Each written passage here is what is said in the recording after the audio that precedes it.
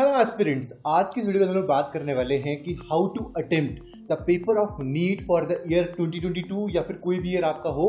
आप किस तरह से इस पेपर को अटेम्प्ट करोगे। पेपर को अटेम्प्ट करने की जो स्ट्रैटेजी होती है वो सबसे ज़्यादा मायने रखती है कि आपके जो मार्क्स हैं वो कितने आएंगे। बहुत बार आपने देखा होगा, बहुत सारे ऐसे बच्चे होते हैं जो क्लासेस के अंदर काफ़ी अच्छा स्कोर करते हैं, कोचिंग इंस्टीट्यूशंस के अंदर तो वहाँ पे काफ़ी अच्छा स्कोर करते हैं, लेकिन जब रियल एग्जाम की बारी आती है तो उस टाइम के ऊपर एग्जाम प्रेशर काफ़ी ज़्यादा बढ़ जाता है। जब बच्चों में एग्जाम प्रेशर काफ़ी ज़्यादा बढ़ जाता है तो ऑटोमेटिकली जो प्रोडक्टिविटी होती है जो कि एग्जामिनेशन हॉल के अंदर पीक पर होनी चाहिए वो आपकी पीक पर नहीं रहकर वो बहुत कम हो जाती है। और उससे हम बाद में ये बोलते हैं भाई यार ये तो क्लास में बहुत अच्छा परफॉर्म करता था, लेकिन पेपर में इसको पता नहीं क्या हो गया, वहाँ पर इसके मार्क्स पता नहीं क्यों कम हो गए, तो पता नहीं मे भी पेपर ही टफ आया होगा, ये हुआ वो होगा। लेकिन मैं आपको एक चीज़ बता दूं कि पेपर कभी भी टफ नहीं आता है जो गवर्नमेंट एंट्रेंस एग्जाम्स होते हैं। अब देखो, गवर्नमेंट एंट्रेंस एग्जाम्स को किस तरह सेट किया जाता है। अगर हम किसी भी गवर्नमेंट एंट्रेंस एग्जाम की बात कर रहे हैं जो कि मास स्केल के ऊपर होता है, अब वहाँ पर आपका एक ऐसा बच्चा भी बैठता है जो कि कन्वेंट स्कूल से पढ़ा हुआ है, वहाँ पे एक ऐसा बच्चा भी बैठता है जो कि गवर्नमेंट स्कूल से पढ़ा हुआ है, बच्चे सेल्फ स्टडी वाले भी वहाँ पे बैठते हैं, उसके साथ जो कोचिंग इंस्टीट्यूशंस के अंदर जाते हैं वो बच्चे भी वहाँ पर बैठते हैं। तो अब ना जो सरकार होती है वो किसी भी कोचिंग इंस्टीट्यूशन को या फिर किसी भी और इंस्टीट्यूशन को प्रमोट नहीं करती है। वो ये चाहती है कि जो मैं कैंडिडेट्स यहाँ से सिलेक्ट कर रही हूँ या फिर मैं सिलेक्ट कर रहा हूँ वो मुझे बेस्ट मिला। उन बेस्ट कैंडिडेट्स को सिलेक्ट करने के लिए वो इस तरह के क्वेश्चन सेट करती है कि पेपर ना तो ज़्यादा टफ हो, ना बहुत ज़्यादा मीडियम लेवल का हो, ना फिर जो पेपर है वो बहुत ज़्यादा आसान हो। पेपर के अंदर आपके हार्ड क्वेश्चंस भी होते हैं, आपके मीडियोकर लेवल ऑफ क्वेश्चंस भी होते हैं और आपके आसान क्वेश्चंस भी वहां पर डाले जाते हैं कि एक ऐसा बच्चा जो गवर्नमेंट स्कूल से पढ़ा हुआ है या फिर जिसके पास उतने खास रिसोर्सेज नहीं थे, जो कोचिंग नहीं ले पाया, इसलिए नहीं कर पाया, वो भी कुछ क्वेश्चंस को वहां पर अटेम्प्ट कर सके। तो आज की इस वीडियो के अंदर हम लोग बात करने वाले हैं that how you have to attempt your NEET exam paper. और मैं आपको एश्योरिटी देता हूं कि इस वीडियो को कंप्लीट, अगर आप कंप्लीट देखते हैं, ऐसे नहीं मैं नहीं देता एश्योरिटी, अगर आप कंप्लीट देखते हो, हर एक चीज को सुनते हो, तो आपके नीट एग्जाम के अंदर 150 to 200 जो मार्क्स हैं वो वहां पर बढ़ जाने वाले हैं। अब मैं चीज क्यों कह रहा हूं, आने वाले टाइम के अंदर वीडियो के अंदर आपको पता चलने वाला है। बट अगर अभी तक आपने बी पर्सोनिफाइड को सब्सक्राइब नहीं करा है तो आप इसको सब्सक्राइब कर लीजिए, आप हमारे चैनल को सब्सक्राइब कर लीजिए, वीडियो को लाइक कर दीजिए। ऐसी बहुत सारी वीडियोस इन द फ्यूचर आने वाली हैं।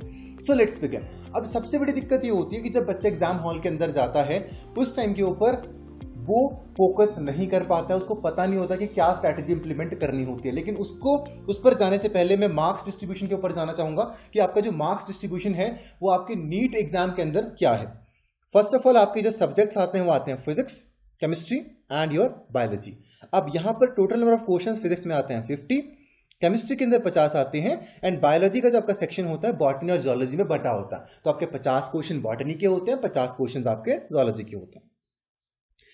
आने वाले वीडियोस के अंदर मैं आपको बताने वाला हूं कि आपको किस तरह से बायो को स्ट्रॉन्ग कर आप किस तरह से हाईएस्ट जो मार्क्स वहां पर लेके आ सकते हो, आप किस तरह से 360 आउट ऑफ 360 मार्क्स को भी आप वहां पर स्कोर कर सकते हो। उसके बारे में हम लोग इन द नेक्स्ट वीडियो बात कर रहे होंगे। तो अगर हम लोग मार्क्स डिस्ट्रीब्यूशन यहां पर आपके साथ बात कर रहे हैं तो फिजिक्स के अंदर 50 क्वेश्चन, केमिस्ट्री के अंदर 50 क्वेश्चन, बायोलॉजी के अंदर बॉटनी एंड जूलॉजी को मिलाकर आपका 100 क्वेश्चन यहां पर होते हैं। अब जो टोटल जो मार्क्स होते हैं इसके अंदर कि भाई कितने मार्क्स का आपका जो पेपर है वो होना होता है। So total marks are 720। Total questions 200 होते हैं, लेकिन उसमें से आपको कितने करने होते हैं, आपको करने होते हैं सिर्फ 180 क्वेश्चंस। जब आप 180 क्वेश्चंस को कर लेते हो, 180 क्वेश्चंस में एक क्वेश्चन जो होता है उसकी हर एक क्वेश्चन की जो वेटेज होती है वो होती है आपकी 4 मार्क्स, है ना। तो आपकी 4 नंबर की जो वेटेज होती है वो हर एक क्वेश्चन की होती है, 4 मार्क फॉर एवरी क्वेश्चन। और यहाँ पर 0.25 की नेगेटिव मार्किंग होती है। 0.25 की नेगेटिव मार्किंग का मतलब है कि अगर आप एक क्वेश्चन को गलत करते हैं तो आपका 1 नंबर जो है वो यहाँ पर कटने वाला है। काफी सारे बच्चों को भी पता नहीं होता कि नेगेटिव मार्किंग क्या होती है, तो इसके लिए वो वहां पर भी कंफ्यूज हो रहे होते हैं। अब पेपर को अटेम्प्ट किस तरह से करना है, बहुत सारे लोग ये कहते हैं बायोलॉजी आप पहले करिए, केमिस्ट्री आप पहले करिए, then what is the right strategy जिससे आप चलोगे तब आपके जो मार्क्स हैं वो ज्यादा होने वाले हैं। अब उसके ऊपर चलते हैं। पेपर के अंदर सबसे बड़ी चीज ये होती है कि आप कितने ज्यादा काम है। मोस्ट ऑफ द स्टूडेंट्स जो कि क्वालिफाई एग्जाम को नहीं कर पाते हैं उसका जो सबसे बड़ा रीजन होता है, पहला सबसे बड़ा रीजन होता है कि वो पेपर को टाइमली कंप्लीट नहीं कर पाते हैं, पहली चीज। दूसरा सबसे बड़ा रीजन होता कि बच्चों को वो जो सिलेबस वहां पर आ रहा है वो उसके लिए उतने इनफ कॉन्फिडेंट नहीं होते हैं। तीसरी चीज, उनको नेगेटिव मार्किंग को टैकल करना ही नहीं आता है। नेगेटिव मार्किंग से वो बहुत सारे जो क्वेश्चंस होते हैं उनको गलत कर देते हैं, और ये भी चीज देखी गई है कि बहुत सारे बच्चों के जो मार्क्स होते हैं वो नेगेटिव में भी आते हैं। This is the biggest reason, that is negative marking. अगर बच्चों को वो टैकल करना नहीं आता है तो सिलेक्शन के जो चांसेस होते हैं वो बहुत कम हो जाते हैं। तो अब आपको ऐसी क्या स्ट्रैटेजी साथ में लेकर चलना है जिससे आपकी सिलेक्शन रुके ना और आप बहुत अच्छे जो मार्क्स हैं उसको आप स्कोर कर सकें। चलते हैं that how to attempt the paper. Paper के अंदर आपके टोटल 200 क्वेश्चन है। बहुत सारे बच्चे एक और बात पे इस टाइम पे कंफ्यूज हैं कि पहले जो पेपर में क्वेश्चन आया करते थे 45 और 90 आया करते थे। 45 केमिस्ट्री के अंदर होते थे, 45 फिजिक्स के अंदर होते थे एंड 90 आपके बायो के अंदर होते थे। लेकिन इस बार से 50 क्वेश्चन जो है वो आपके हैं केमिस्ट्री के अंदर, 50 हैं फिजिक्स के अंदर और 100 क्वेश्चन है यहाँ पर आपके बायोलॉजी के अंदर। 200 क्वेश्चंस में से आपको सिर्फ 180 करने हैं। 20 क्वेश्चंस की जो चॉइस है आपको मिलने वाली है। अब हर एक सब्जेक्ट के अंदर 15 क्वेश्चंस में से आपको सिर्फ 10 क्वेश्चंस करने हैं जो कि ऑप्शनल क्वेश्चंस यहां पर आने वाले हैं। बहुत सारे बच्चों को पेपर का पैटर्न ही पता नहीं होता, इसकी वजह से वो वहां पर बहुत ज्यादा कंफ्यूज होते हैं। मैं आपको एक चीज बता दूं कि इस बार अप्रॉक्सीमेटली 18 लाख बच्चों ने जो नीट का जो फॉर्म है वो आपका फिलअप करा है। तो आपका कंपटीशन कितने लोगों से होता है वो हम आगे आने वाली वीडियोस में बात करेंगे। लेकिन आज हम लोग स्पेशली जो बात कर रहे हैं वो कर रहे हैं कि how to attempt the paper. Paper को अटेम्प्ट किस तरह से करा जाए कि आपके हाईएस्ट नंबर ऑफ मार्क्स हैं, फिर आपके मैक्सिमम जो मार्क्स हैं वो आपके यहाँ पर आने चाहिए। अब यहाँ पर मैंने बात करी थी कि बच्चों का क्यों पेपर नहीं क्रैक हो पाता। First of all the thing is timely बच्चे पेपर कंप्लीट नहीं कर पाते हैं। अब जब बच्चे टाइमली पेपर कंप्लीट नहीं कर पाते हैं, जब घड़ी को देखते हैं एग्जामिनेशन हॉल के अंदर जो दीवार के ऊपर लगी होती है, तो उससे कॉन्फिडेंस डाउन जाता है कि भाई इतना टाइम हो गया और मेरे सिर्फ इतने ही क्वेश्चन बन रहे हैं तो मेरे तो हो ही नहीं पाएगा, मैं तो बहुत दिक्कत में आ जाऊंगा। तो बच्चे उससे ना बहुत ज्यादा पैनिक में आ जाते हैं। तो पहली चीज आपको पैनिक को खत्म करना है। अब पैनिक को खत्म किस तरह से करना है, क्योंकि ये चीज तो कोई भी बोल देगा भाई आके तुम पैनिक को खत्म कर दो। This is a very easy thing to be said, but कैसे करना, this is the major thing. अब देखो, जब आपका पेपर स्टार्ट होता है, पेपर स्टार्ट होने के बाद आपके हाथ में क्वेश्चन पेपर दे दिया गया, साथ में आपको OMR शीट दे दी गई। अब आपको क्या करना है, पेपर आपका एग्जामिनर कुछ इस तरह से सेट करता है कि आपको वो पेपर के अंदर बीच में चढ़ाएगा और उतारेगा। अब चढ़ाने और उतारने का मतलब क्या है? चढ़ाने का मतलब ये है कि आपका क्वेश्चन नंबर 1 2 3 4 5 6 7 इस तरह से आपका कंप्लीट पूरा का पूरा एक सीक्वेंस चल रहा है। अब उस सीक्वेंस के अंदर क्वेश्चन नंबर 1 से लेकर आपके 180 तक वो क्वेश्चंस को डाल रहा है। अब वो चाहेगा कि आप वहां पर गलतियां करें। क्यों? क्योंकि उसको पेपर को इस तरह से बनाना है कि ज्यादा से ज्यादा बच्चे वैसे ही बाहर हो जाएं, राइट? तो वो पेपर को इसी तरह से बनाता है। अब फर्स्ट ऑफ ऑल पैनिक में अगर आप रहेंगे तो आपको क्या प्रॉब्लम होने वाली है, उसको हम किस तरह से खत्म करें उसके बारे में बात करते हैं। लेकिन मैं आपको चीज बता दूं, एग्जामिनर जैसे मान के चलिए क्वेश्चन नंबर 1 की हम बात करते हैं, क्वेश्चन नंबर 1 हो सकता है बहुत ईजी डाल दिया जाए, क्वेश्चन नंबर 2 हो सकता है वो बहुत ज्यादा हार्ड डाले, उसके बाद क्वेश्चन नंबर 3 पे आए वो और ज्यादा हार्ड डाल दे, क्वेश्चन नंबर 4 पे हो जाए वो हो सकता है वेरी इजी डाल दे, है ना, वेरी इजी डाल दे। अब ना आपको पेपर के अंदर डिफिकल्ट क्वेश्चंस को देखकर डरना है, ना ही आसान क्वेश्चंस को देखकर बहुत ज्यादा बूस्ट में आ जाना कि मैं तो कर ही लूंगा। यही गलती बहुत सारे बच्चे करते आए हैं।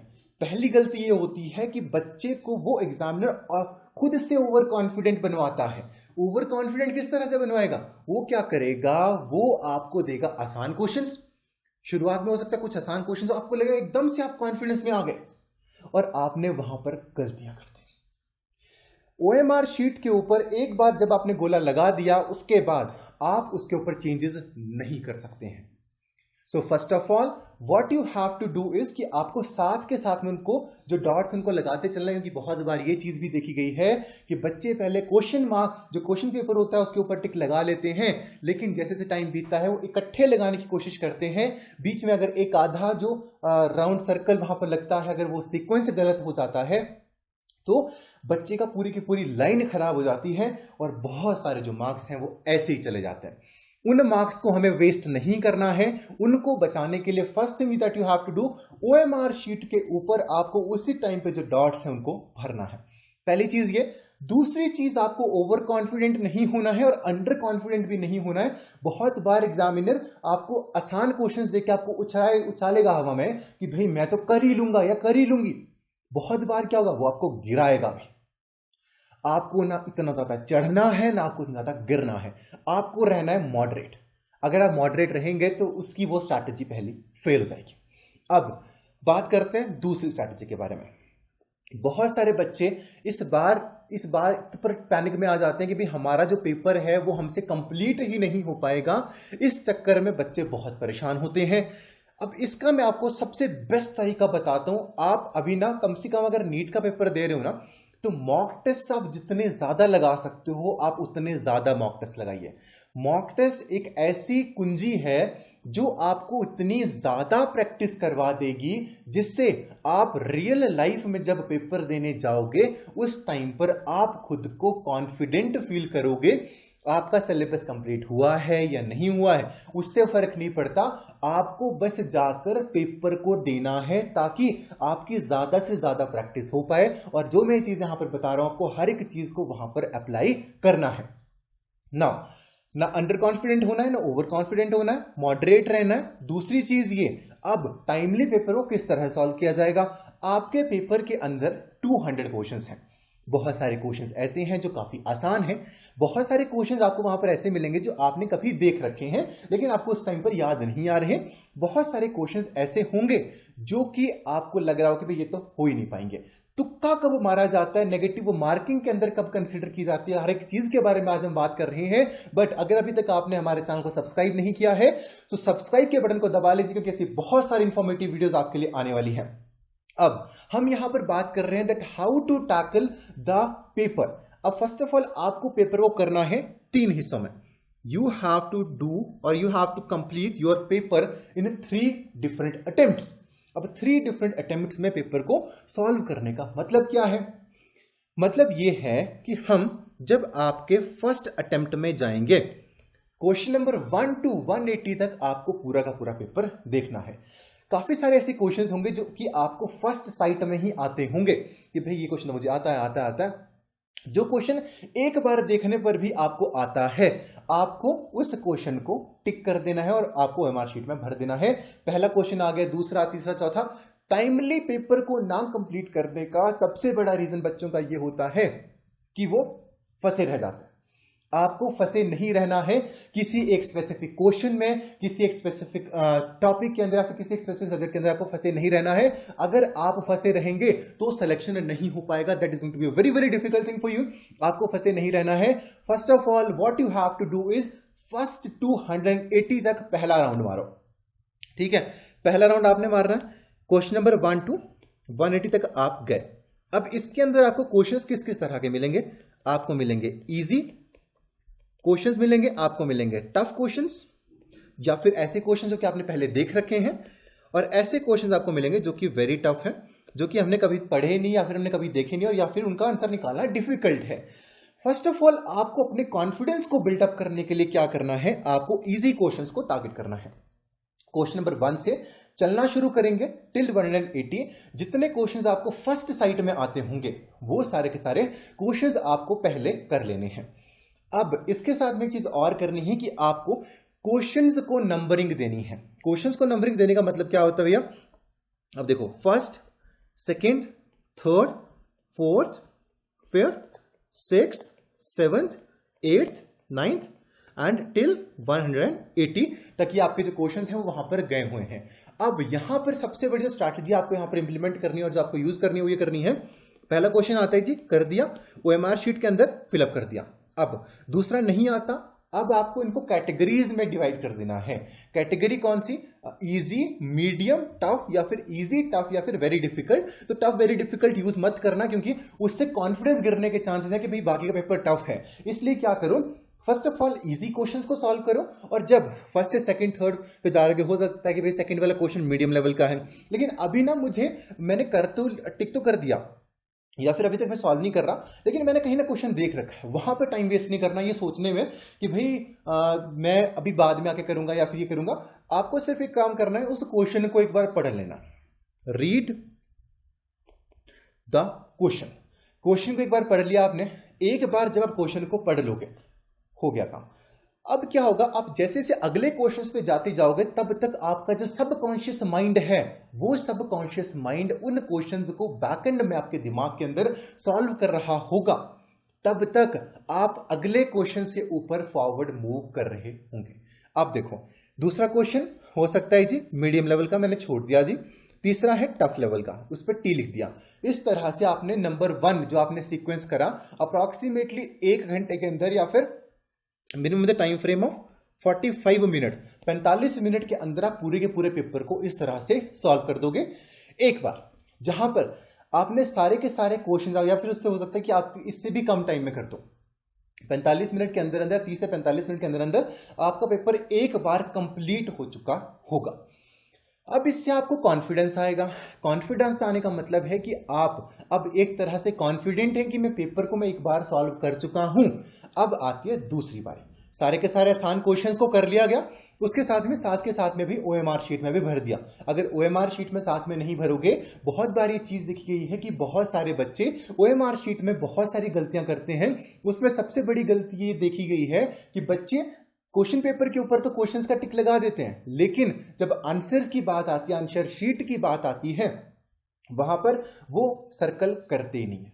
जब वो सर्कल नहीं करेंगे तो ऑब्वियस ही बात है कि वहां पर बाद में हो सकता है कि वो सीक्वेंस में ना लगे, या फिर बच्चे बाद में होता है कि 180 क्वेश्चन पहले कर देंगे, उसके बाद ये सर्कल करना शुरू करेंगे। अगर बीच में एक भी सीक्वेंस गलत हो गया, नीचे के सारे क्वेश्चन गलत हो जाएंगे। एक ओएमआर शीट मिलेगी, दूसरी ओएमआर शीट नहीं मिलेगी। प्रैक्टिस करना इस टाइम पर बहुत बहुत ज्यादा जरूरी है। जितनी चीजें यहां पे बता रहा हूं, अगर वो कर ली, 150 to 200 मार्क्स आप खुद देखोगे कि आपका इंक्रीज किस तरह से होता है। आगे चलते हैं। अब सारे के सारे आसान क्वेश्चंस आपके हो चुके हैं। अब बारी आती है टफ क्वेश्चंस की, या फिर मीडियोकर लेवल क्वेश्चंस की, जो कि मुझे आते तो थे, मैंने कहीं पढ़े थे। अब आपको स्टार्ट करना है उन क्वेश्चंस को करना। अब आपने ऑलरेडी नंबरिंग कर रखी है, अब आपको जाना है एम वाले क्वेश्चंस के ऊपर या फिर टी वाले क्वेश्चंस के ऊपर। अब टी वाले क्वेश्चंस के ऊपर आप जाएंगे लास्ट में, लेकिन उससे पहले जाना है एम वाले क्वेश्चंस, जो कि मीडियम लेवल क्वेश्चंस थे। अब मीडियम लेवल ऑफ क्वेश्चंस को आपको करने की कोशिश करनी है। मीडियम लेवल क्वेश्चंस में काफी सारे ऐसे क्वेश्चंस होंगे जहां पर आप डायलेमा में होंगे।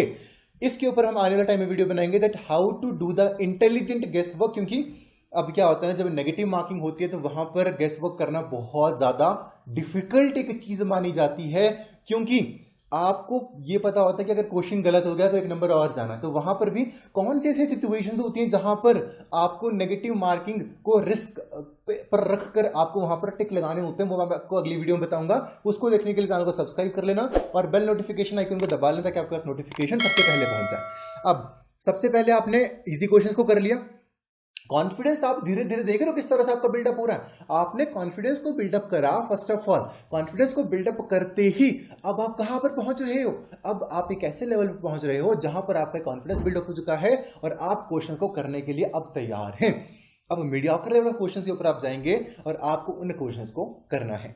अब आप हो सकता है 45 मिनट या 1 घंटा आप यहां पर लें, 1 घंटे और अगर आप जहां पर लेंगे वहां पर आप मीडियोकर सारे के सारे क्वेश्चंस को आप सॉल्व कर चुके होंगे। अगर आपने अच्छे से तैयारी करी है तभी आपके लिए चीजें, अगर आपने तैयारी ही नहीं करी है तब तो मैं कुछ नहीं कह सकता। लेकिन अगर आपने प्रिपरेशन करी और इस तरह से चलोगे तो अब दूसरा जो फेज है पेपर का खत्म हो चुका। आपने पेपर को 2 बार अटेम्प्ट कर दिया है। ये चीज मैं नहीं बोलूंगा ना, आप सोचोगे, आपका दिमाग आपको बोलेगा कि 2 बार पेपर सॉल्व हो चुका है। अब बारी आती है तीसरी बारी की। तीसरी बारी जो बारी आती है वो आपकी आती है किस चीज की, टफ क्वेश्चंस की। अब टफ क्वेश्चंस को किस तरह से आपको करना होता है। अब देखो, अगर आपके बहुत सारे क्वेश्चंस आपको टफ लग रहे हैं, मतलब आपने तो पढ़ाई नहीं करी है, लेकिन कुछ क्वेश्चंस अगर आपके बचे हैं, अब यहां पर चांस आता है नेगेटिव मार्किंग का। अब देखो, नेगेटिव मार्किंग के अंदर यहां पर चांस कब लेना होता है, when to take the chance. मैं आपको ये समझाता हूं। देखो, चांस हर किसी को नहीं लेना है, क्योंकि हर किसी का अब क्या हो रहा है कि पिछले कुछ सालों से आपका जो नीट एग्जाम है उसी के अंदर सारे के सारे जो और छोटे एग्जाम्स हुआ करते हैं उनको क्लब कर दिया जा रहा है। तो हर एक एग्जाम की एक स्पेसिफिक जो कट ऑफ है वो आपकी वहां पर रहती है। तो आपकी क्या कट ऑफ रहने वाली है और आपको उस चीज का अंदाजा पहले से ही है। आपको कितने मार्क्स जो है वहां पर स्कोर करने हैं। आपको ये कोशिश नहीं करनी कि मैं ज्यादा से ज्यादा क्वेश्चंस वहां पर करके आऊंगी। आपको ये कोशिश करनी है नेगेटिव मार्क्स वाले पेपरों के अंदर कि आपको ज्यादा क्वेश्चंस नहीं करने, आपको ज्यादा सही क्वेश्चंस कर आने हैं और कम गलत जो क्वेश्चंस हैं वो आपको यहां पर करने हैं। नेगेटिव मार्किंग को किस तरह टैकल करते हैं, किस तरह से इंटेलिजेंट कैसे वो करा जाता है, वो अगली वीडियो में बात करूंगा। लेकिन आपको मैं चीज यहां पर बता दूं कि हो सकता है कि आप एमबीबीएस के लिए टारगेट कर रहे हो सकता है आप बीडीएस के लिए टारगेट कर रहे हो सकता है आप मिलिट्री नर्सिंग सर्विस के लिए टारगेट कर रहे हो, जहां पर एएफएमसी और बाकी 5 कॉलेजेस के अंदर आपको इंडियन आर्मी के अंदर नर्सिंग करने का मौका मिलता है और आप बाद में लेफ्टिनेंट बनते हैं। तो अगर अब हो सकता है आपको इनमें से किसी एक के अंदर जाना हो। अब एमबीबीएस की भी जो कट ऑफ होती है अलग अलग स्टेट्स के अंदर आपकी अलग अलग जो कट ऑफ है वो आपकी यहाँ पर रहती है। तो अब अलग अलग कट ऑफ को आप किस तरह से टैकल करोगे, ये भी सबसे बड़ी प्रॉब्लम है आपके लिए, है ना। तो एमबीबीएस वालों के लिए हो सकता है जी कट ऑफ 650 जा रही हो किसी स्टेट में हो सकता है जी 550 पे एडमिशन होता हो, या फिर कुछ हो सकता है कि भाई किसी जो आपकी कोई स्टेट है वहां पर आपका जो एडमिशन है 500 पे हो जाता हो सकता है कि एमएनएस के अंदर आपका 300 से 400 नंबर के बीच में सिलेक्शन हो रहा। तो आपको ये देखना है कि क्या मुझे जितने मार्क्स चाहिए, क्या मैं इतना इनफ कॉन्फिडेंट हूं कि मेरे उतने मार्क्स बन रहे हैं। अगर बन रहे हैं देन वेल एंड गुड, अब रिस्क नहीं लेना। लेकिन अगर नहीं बन पा रहे हैं, अब मान के चलिए आपको 550 नंबर चाहिए और आपके जी बन ही रहे हैं सिर्फ 250 और 300, तो यहां पर जो रिस्क है वो लेना बनता है। अगर आप यहां पर रिस्क नहीं लोगे तो आपको प्रॉब्लम हो जाएगी। So what you have to do is कि अगर आपका जो कट ऑफ आप लेके चले हो घर से कि मेरा ये टारगेट है, मुझे इतने मार्क्स लेकर आने हैं, अगर आप उसके आसपास हो देन वेल एंड गुड कि आप क्रैक कर जाओगे। लेकिन अगर उसके आसपास नहीं हो और दूर हो कि भाई 550 नंबर चाहिए लेकिन मैं तो 250-300 पे लटकी हुई हूं, तो वहां पर अब आता है चांस रिस्क का। अब रिस्क लेना यहां पर जरूरी हो जाता है क्योंकि पहले भी जो सिलेक्शन है वो नहीं हो रही होती है। किस तरह से रिस्क लिया जाता है अगली वीडियो के अंदर इसको कंटिन्यू करेंगे। लेकिन मैंने आपको इस वीडियो के अंदर ये चीज समझाई है कि आपको किस तरह से अपना जो पेपर है उसको आपको अटेम्प्ट करना है, इजी लेवल को आपको किस तरह से टैकल करना है, आपको हार्ड लेवल को किस तरह से टैकल करना है, और इन द एंड जो सिलेक्शन है वो आपको किस तरह से लेकर जानी है।